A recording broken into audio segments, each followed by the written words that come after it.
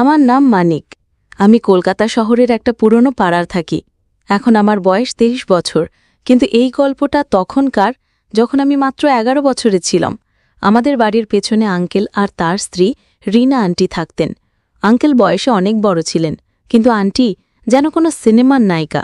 লম্বা ঘন চুল, বড় বড় কালো চোখ, গোলাপি ঠোঁট আর একদম ফর্সাম। ছোটবেলা থেকেই আমি তাকে দেখে আসছি, কিন্তু কখনো কথা বলার সাহস হয়নি। একদিন আন্টি খাটিয়ার শুয়েছিলেন, তার ওড়না একটু নেমে গিয়েছিল আর চোখ বন্ধ ছিল। আমি শুধু তাকিয়েছিলাম।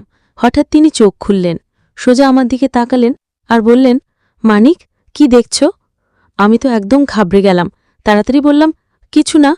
আন্টি তারপর অন্যদিকে তাকানোর ভান করলাম, কিন্তু মন তো আর ঠিক থাকছে না। আন্টি হালকা হেসে বললেন, আচ্ছা। আমি মাথা নাড়লাম আর চুপচাপ ফিরে এলাম। কিছুক্ষণ পর আন্টি আমাদের বাড়িতে এলেন। মায়ের সঙ্গে হাসি মুখে গল্প করতে লাগলেন। আমার ভয় হচ্ছিল কোথাও আন্টি মায়ের কাছে কিছু উল্টোপাল্টা বলে না দেন। আমি চুপি চুপি বেরিয়ে যাওয়ার চেষ্টা করলাম। তখনই পেছন থেকে তার ডাক, মানিক। আমার তো পা কাঁপছে। ভয়ে ভয়ে ঘুরে বললাম, জি আন্টি। আন্টি আবার হালকা হেসে বললেন, বাজারে যাচ্ছ?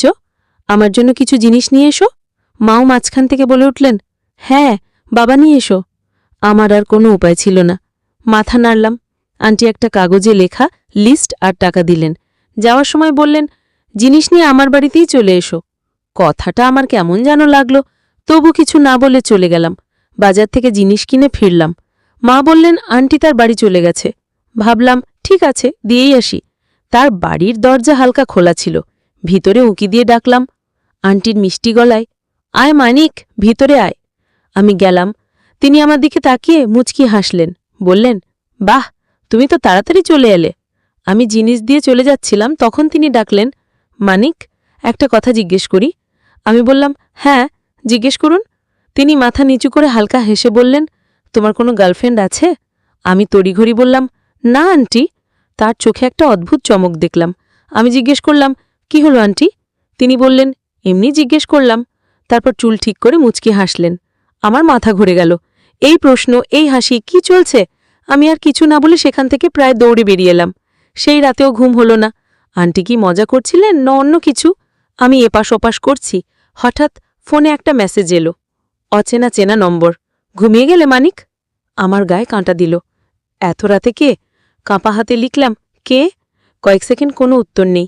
তারপর আরেকটা মেসেজ, চিনে নাও। আমার মাথা ঘুরছে। কে হতে পারে? বন্ধুরা মজা করছে, কিন্তু এই নম্বর তো চেনা নয়। একটু ভেবে সাহস করে লিখলাম, আন্টি। মেসেজ টাইপ হচ্ছে দেখলাম। আমার বুকের ধড়কন বাড়ছে। তারপর মেসেজ এলো, হ্যাঁ, রাগ করলে না তো? আমার হাত পা অবশ হয়ে গেল। এটা কি হচ্ছে? আমি ধীরে লিখলাম, না, কিন্তু আমার নম্বর পেলেন কিভাবে? উত্তর এলো, তোমার মায়ের কাছ থেকে নিয়েছি।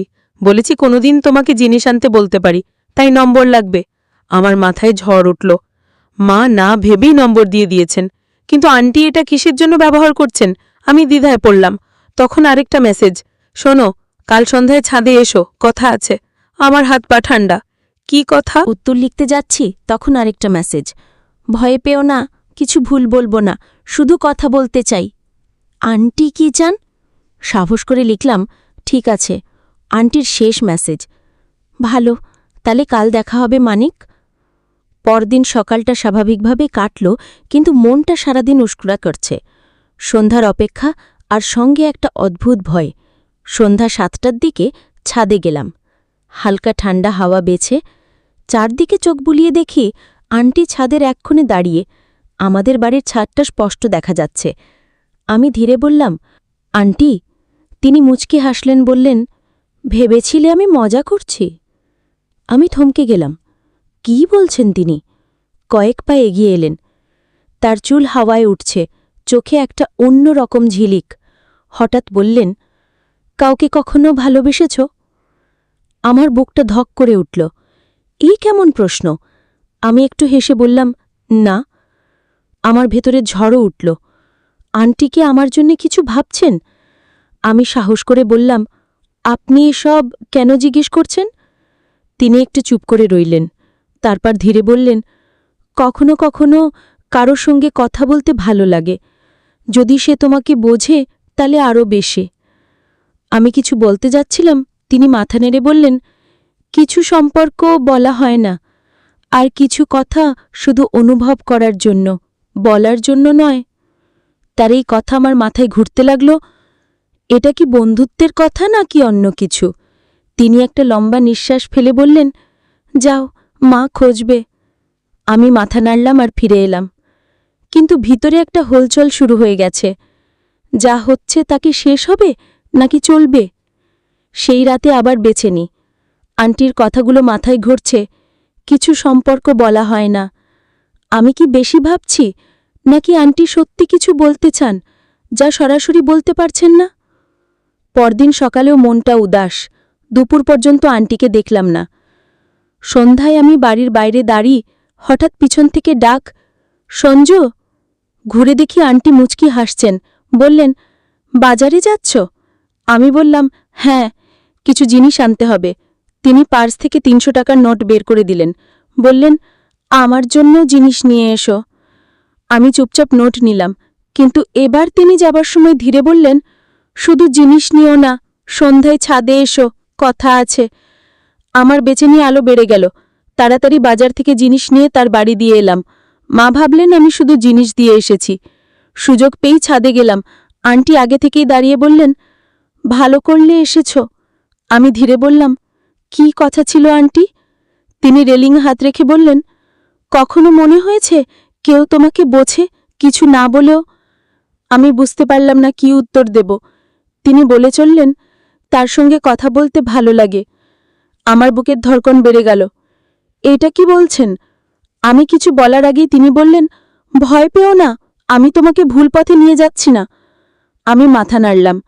তিনি বললেন, কখনো কখনো বয়স দিয়ে সঠিক ভুল ঠিক হয় না, মন ঠিক করে। আমার মাথা ঘুরছে। আন্টি কি চান? আমি ধীরে বললাম, আন্টি আপনি। তিনি আমার কথা কেটে বললেন, যদি এসব তোমার অদ্ভুত লাগে আমি আর বলবো না, কিন্তু যদি তুমিও এই কথাগুলো পছন্দ করো তাহলে আমাদের এই ছোট্ট গোপন বন্ধুত্ব হতে পারে। আমি ভাবলাম, যখন যাস নিজে যে ঘোড়ার কাছে আসছে তখন ছাড়া উচিত নয়।